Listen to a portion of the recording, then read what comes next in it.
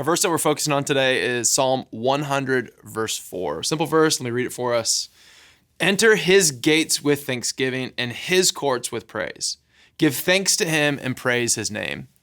This simple verse, really the question it's answering for us, and we're asking it, is what does gratitude do? We're asked to come into God's courts and his gates with thanksgiving. So why? Why gratitude? And gratitude really does three things for us. Let me explain this. First, gratitude deepens our relationship with God. Now, in my story, I've been deeply disappointed with God. Like that kind of deep resonance that says, God, is this your fault or my fault we're here?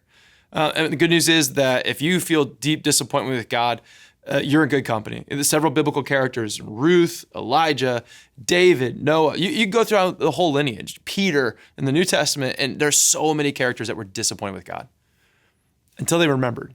And God showed them his character again and reminded them that, yeah, your disappointment's true, but my faithfulness is also true too. And that's what gratitude does. It reminds us that God's also good, that God also has good plans. And that's the first thing gratitude does. It deepens our relationship with God. The second thing gratitude does is it increases our resilience.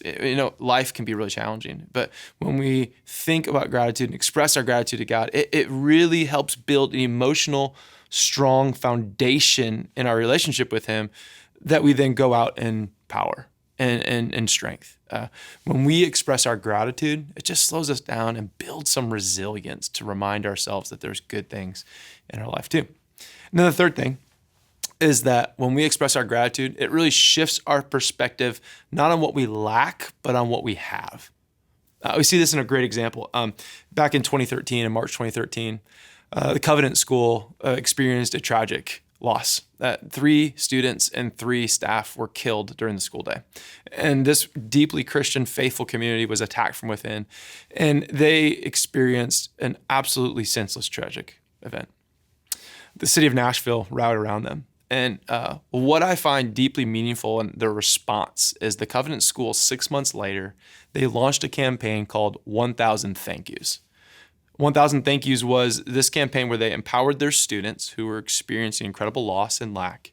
Their whole community was stencils that they went around the city and painted, thank you for what you did in response. And so the Covenant School focused their appreciation on what they had, a deeply supportive community, not on what they lacked, safety, these senseless lives that were gone forever.